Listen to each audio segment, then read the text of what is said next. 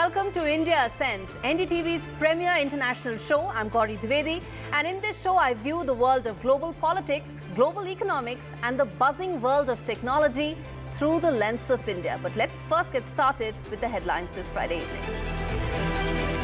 It's a massive Labour landslide. Kier Starmer set to be the next Prime Minister of UK. Labour ends Tories' 14-year rule that saw 5 Prime Ministers. Sunak manages to retain his seat, even as it's unclear who will be the next leader of Tories. Kier Starmer gives first speech as Britain's new Prime Minister, says his government will work to ensure services are delivered and broken systems like NHS start working, but he cautions nothing will happen overnight.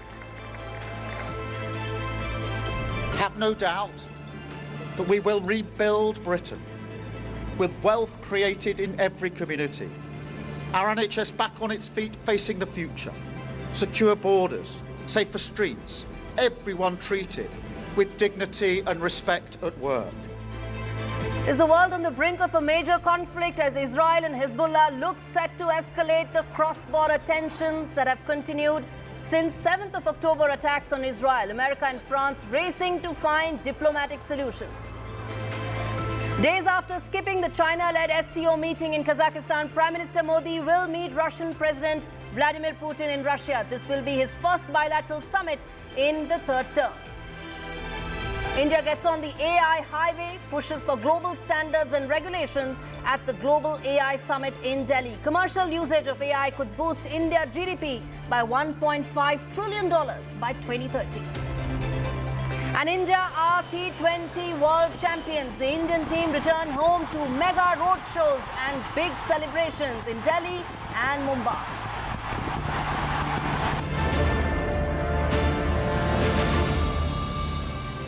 The big story on India Sense this week is the change in guard in the UK. Kier Starmer has stormed into 10 Downing Street by crushing records of getting the best election results for a party in almost 200 years. Labour is now indeed in a supermajority in UK Parliament with 411 seats in the 650 House. Tories are now down to their worst tally of 119. This victory has many ramifications for India. Starmer has emphasized that he's now heading a purged Labour Party, that he's removed some of the radical elements that were there in Labour Party, like Jeremy Corbyn, and he's now hoping and working towards a more centrist approach towards New Delhi. But let's stay with the India factor in these UK elections. Indians punch way above their weight in the UK. They are 3% of population, 6% contribution to the UK economy. And it is only fair that the Starmer government gives the community the political and economic influence that's commensurate with their contribution. But the catch is, South Asian diaspora vote is viewed as a monolithic vote bank by most parties, including Labour. But it is not, because it comprises of Indians, Pakistanis, Bangladeshis, and add to it the Khalistani elements that attacked the Indian High Commission in the past. So how will a centrist Labour 2.0 keep these fringe elements or different elements at bay? And how will this impact India-UK ties going forward, if at all it will? And will the view of some of the Labour Party MPs, 400 plus, have an overhang on UK's foreign policy? And will he view, or Starmer view, Indians as a separate vote bank, independent of the other minority stakeholders that we just mentioned? And that's our big story tonight.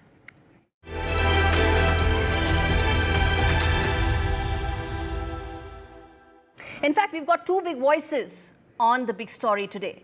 The first top voice on the show is Lord Joe Johnson, whom I spoke with earlier, on the size of the defeat that Tories have faced today. It's historic, and what are the implications of this huge defeat? Listen in. Thank you so much, Lord Johnson, for speaking to NDTV and NDTV World. What, according to you, were the main reasons for the defeat being the way it was, much worse than what any would have imagined? What would you think the 3 factors were? Well, the Prime Minister, Rishi Sunak, former Prime Minister, I should now say, made the #1 campaign promise to stop the boats. So he raised the salience of an issue to which he didn't have an answer. So in political terms, that was an appalling strategy, because he said repeatedly, we will stop the boats, we will stop the boats, we will stop the boats, and yet he didn't appear to have any real policy that would actually deliver on that commitment. And that became immediately apparent when the Rwanda policy, which he was pursuing, started to crumble within his fingers. So that's the first rule of politics. Don't raise the salience of an issue to which you don't have an answer. So he essentially tried to become Reform light, Reform being the party that has emerged under the leadership of Nigel Farage, that focuses almost exclusively on immigration issues and other related issues, cultural issues, and became a sort of a Reform light party. And that has spectacularly failed as a political gambit, underscoring that what really matters if you want to be a national party is that you sort of accept the way the world is rather than want to endlessly hark back to how it was in the 1950s when Britain was a very different kind of country. What does Starmer's entry mean for India? What should we brace ourselves for, or what is it that we should now be pleasantly surprised and await in terms of Starmer's view, policy and direction for India? Well, we need to wait for Kier Starmer to form his government and to choose the foreign policy team. Obviously, we have a shadow foreign secretary at the moment in the form of David Lammy, who's extremely experienced and has been making a lot of effort in the India relationship. You'll have noticed that the Labour Party manifesto did not sort of revisit many of the old themes that previous Labour governments have emphasised in their relations with India, including, for example, the issue of Kashmir and so on. Keir Starmer in his campaign has made a concerted effort to reach out to the Hindu vote in the UK, visiting the Swami Narayam temple in Kingsbury, and promising to protect the interest of British Hindus during his campaign. So he is making an effort on that score.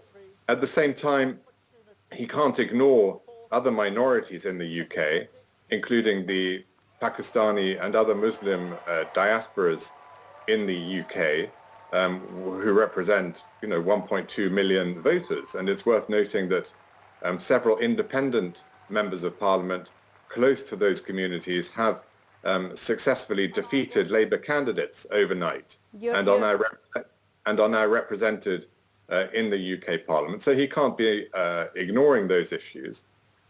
You're right about that, and Jeremy Corbyn being one of them. He is one on an independent plank, and he is now, yes, you're right, that he's been a strong votary of some of those constituencies and some of those thoughts that India and the Hindu community have been very vociferously opposed to. Yeah, and I think it's crucial to understand that those MPs, and indeed Labour MPs who represent large Muslim communities in their constituencies, will feel that it's entirely appropriate for them to be vocal advocates of those communities and their interests in Parliament.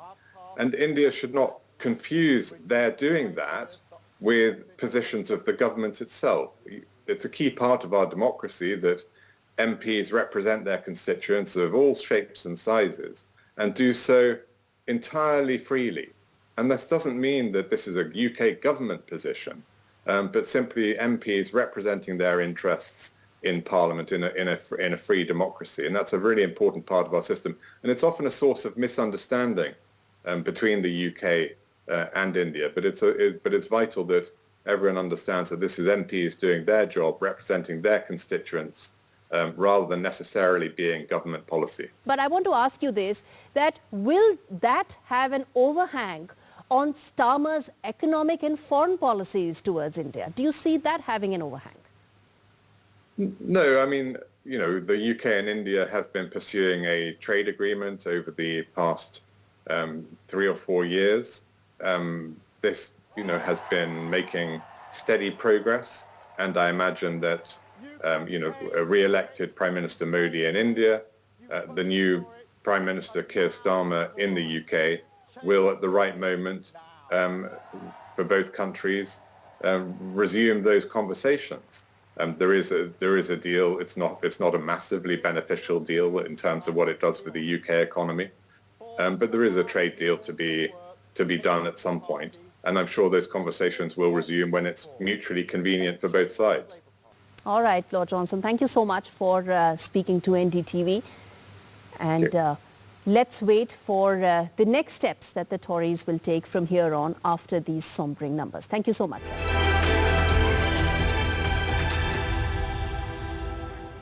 As Tories do some introspection and Labour gets on with the business of running the government, let's take you through the India Ascents action plan that has been prepared for Starmer's government, which includes easier visa norms, clearer path to immigration, closer strategic and military ties, and lastly, and most importantly, a free trade pact between India and UK that has been in the works for a very long time and hopefully will be signed soon. And let's get in another top voice on the show. And that is Lord Bilimoria, who's independent crossbench peer of the House of Lords. Lord Bilimoria, thanks much for speaking to NDTV. My first question, sir, is Starmer has said that he wants a new strategic partnership with India. What do you think will be the key hallmarks of this? Will it be about visa restrictions being eased? Could that be expected? This is a historic day today in the UK, when Kier Starmer has won this phenomenal supermajority. Tony Blair was the last to win in this sort of way. But he's better Tony Blair as well. Well, this is great news. This is great news for many reasons. One, the last government, led by the last leader, Rishi Sunak, has been very, very damaging to the United Kingdom, and it all goes back to Brexit. It started in 2016, June, 8 years ago, and since then we've had turmoil politically. We've had zero or declining growth and productivity. Our economy has suffered. Our inward investment, we were number 2 in the world for attracting inward investment. That is now much worse. So we need stability desperately. 5 prime ministers in the last 8 years. That's how bad things have been. So to have somebody coming in like Kier Starmer, assisted by his finance minister, his chancellor-to-be, Rachel Reeves, saying they're going to bring stability. And he has also emphasized time and again, not just his slogan for change, but he's changed his own party. People forget the reason why Boris Johnson, you just had my friend, Lord Joe Johnson, Boris Johnson's brother, on just now. The reason why Boris Johnson won that 80-seat majority was because the public didn't want Jeremy Corbyn. Yes. Because Jeremy Corbyn is an extreme left-wing radical leader that the public was scared of. They did not want him to lead the country. We don't have that. Keir Starmer of the last 5 years has changed his party to be far more towards the centre. In fact, that is what I was going to ask you, Lord Bilimoria, that this is Labour 2.0. It's supposed to be centrist. And how do British Indians perceive Keir Starmer? And how do they perceive the new Labour Party now? Exactly. And all they've got to do is look back to Tony Blair and Gordon Brown. When you look back to that time, those 13 years, we had 18 years of Margaret Thatcher and John Major Conservative. Then we had 13 years of Tony Blair and Gordon Brown, and now 14 years of Conservative. Those 13 years of Tony Blair and Gordon Brown were, from a business point of view, the best I've had in my 3 decades in business. Low rates of tax, capital gains tax topped at 18%, top rate of income tax at 40% for the vast majority of that time. It was wonderful. They were business friendly. Towards India, it was a joy. I accompanied Tony Blair on a huge delegation in 2005 to India. Then again, Gordon Brown. Our relationship with India was fantastic. We launched the UK-India Business Council, of which I'm the founding chair, in that period of a Labour government. You're speaking about business, sir. You're speaking about business. I want to ask you, how soon do you expect the FTA finally coming through? It's been in the works for a very long time. Well, I'm the first person, not just of Indian origin, but the first ethnic minority in this country to have been appointed the president of the Confederation of British Industry, the CBI. And it was during my tenure in January 2022 that we launched the FTA negotiations. 2.5 years later, we still have not completed that FTA. We've gone around 14 rounds of negotiation. Yes. The Indian elections are over on the 4th of June. UK elections are over on the 4th of July. Yes. Now's the time to conclude this FTA. And by the way, it's a huge disappointment that we had an Indian origin prime minister for almost 2 years. And we couldn't get that through. He did not take a delegation. He did not take Lord a delegation Bilimoria, very quickly, India. sir, any surprises that we need to brace ourselves for under the new Labour government? Very quickly. They are saying there will be no surprises. They are saying they're looking at a 15-year runway of putting in place the reforms and the stability and the growth that will lead to the jobs, that will lead to the taxes, that will pay for the public services and the growth that this economy desperately needs. And we're crying out for that. And India needs to be a #1 priority. And they've said it at the India Global Forum just a few days ago. David Lammy, possibly the Foreign Secretary, said India is a #1 priority. So we know that. All right, Lord Bilimoria, thanks much for speaking to me and putting that in perspective, that there are no surprises likely. And if at all, there'll only be pleasant surprises under Kier Starmer's government, and India-UK ties could soar high, possibly include more of defense and strategic partnerships as well going forward. Thanks much, Lord Bilimoria, for speaking. Pleasure. All right, on that note, we slip into a very short break. We come back with lots more on the other side. Stay with us.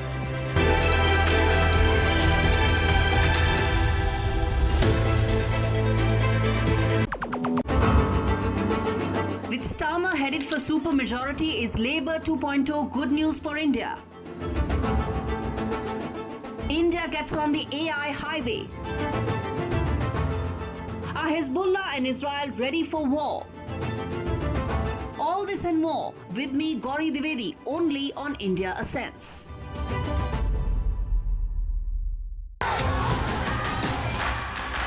The biggest democratic exercise in the world. Team NDTV covers it from ground zero. BJP really had to fight a tough election this time. Unprecedented exercise. Unmatched coverage. There is no dispute. जनता को decide करना है. From polling to counting, NDTV brought you the most trustworthy news and updates.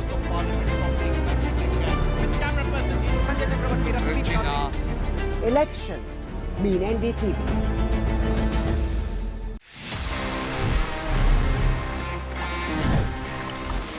Friends, it's time now to move into my personal favorite section, which is called Ask TG, and it's for a reason, क्योंकि आप मुझसे सवाल पूछते हैं and I get back to you with full details on all your questions. Let's see the kind of questions we have for this week's episode.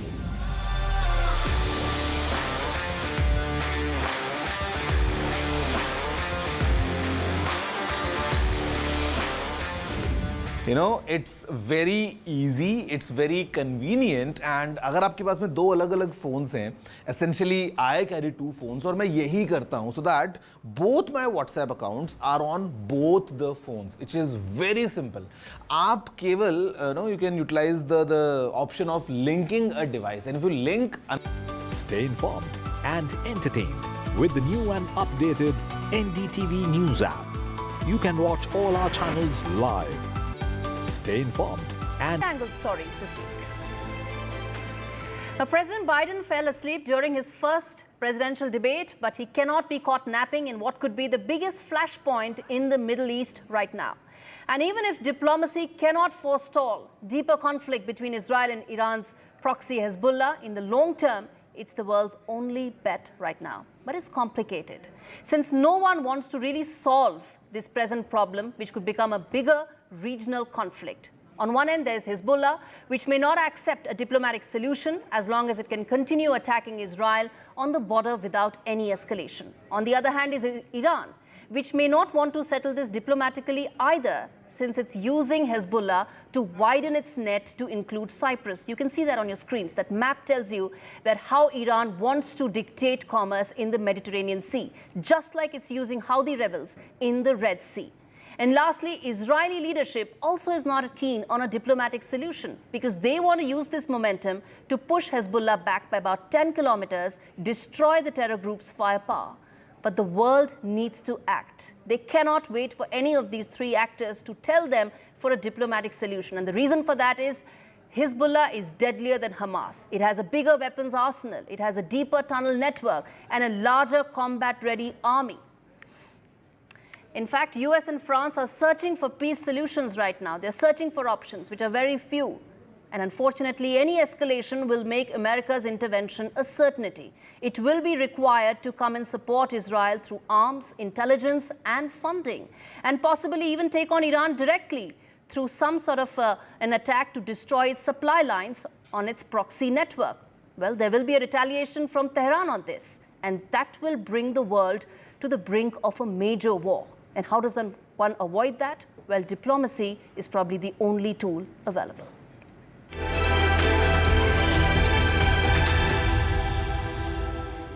The other big wide-angle story this week. India has given the China-led SCO or Shanghai Cooperation Organization a cold shoulder, with Prime Minister Modi skipping the meeting and Foreign Minister S. Jaishankar representing India. SCO was founded by China and Russia 23 years ago and is now largely a Beijing-led security mechanism. And Prime Minister Modi's absence is a clear and direct message that India will not accept the present China-focused, China-centric security apparatus in the entire Central Asia. China has not climbed down from its position post the Galwan conflict with India in 2020, and Prime Minister Modi's decision to not meet Chinese President Xi Jinping in the wake of continued border unease is reflective of India's position that all is not well and India will not engage at the level of heads of states till China returns to status quo. But giving SCO a cold shoulder does not translate into giving the region a cold shoulder. India's engagement with the region has grown. It now has a 10-year pact with Iran for the Chabahar port. There are negotiations for free trade agreement with the Eurasian Economic Union, or EAEU as it's called, which is testimony to New Delhi's determination to strengthen itself in this region, independent of the SCO. And then there are two military bases in Tajikistan, Farkhor and Gisar, which further build the strategic positioning that India is looking at in Central Asia.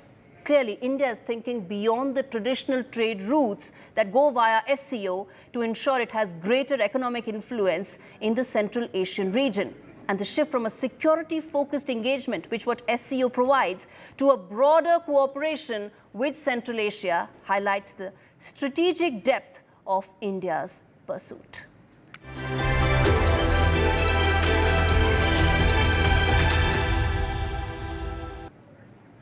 Shifting to the world of artificial intelligence.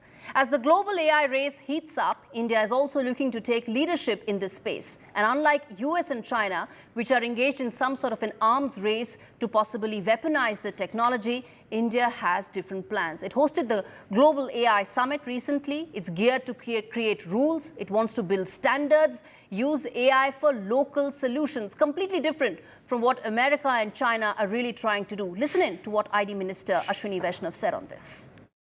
The government will be investing in creating a public platform where compute power is available, high quality data sets are available, a common set of protocols is available, a common set of framework, technical as well as legal framework is available.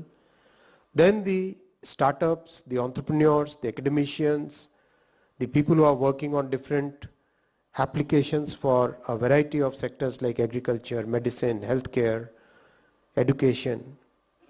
People work on those solutions can then use this common platform for accelerating their efforts. So this is the difference between what India is trying to do as against some of the Western worlds. India is trying to bring regulation. Remember, AI is a largely unregulated technology, or very limited regulations that each countries are now trying to bring in. How can we create some sort of a global standardization is what India's effort is about this. Now, speaking about the commercial application of AI, in 2020, Indian companies were ranked second in their AI adoption in the Asia Pacific.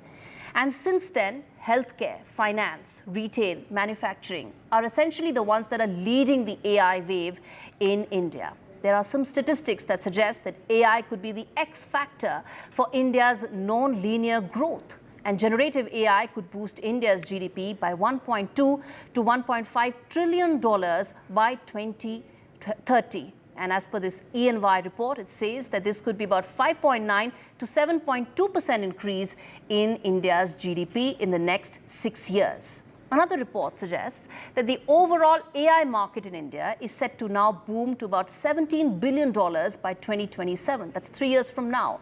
And that could be through a CAGR, or compounded annual growth rate, of 25 to 35%. That's the kind of explosion that the AI sector in India could see. And as a leader of the global south, India's AI journey needs to set an example. On the policy side, as I said, New Delhi is deploying AI tools for better governance and for ensuring that other developing countries also follow suit. Its large and successful digital public infra could really be the one driving adoption across both public and private enterprises. And the vibrant startup ecosystem could really be the big catalyst for the massive growth that I just talked about that AI can give to the Indian economy.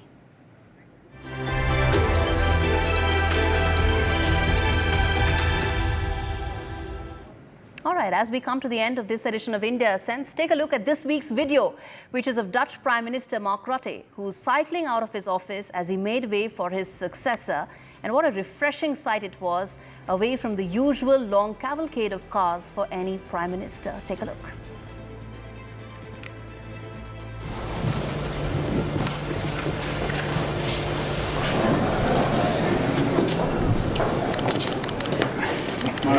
Veel succes.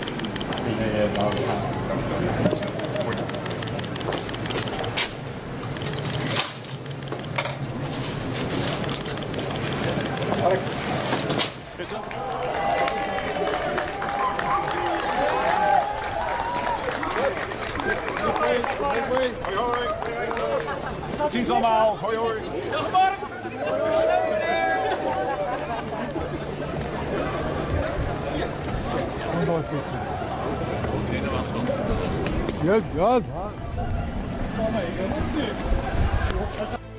With that, it's a wrap on this edition of India Sense. Thanks much for watching.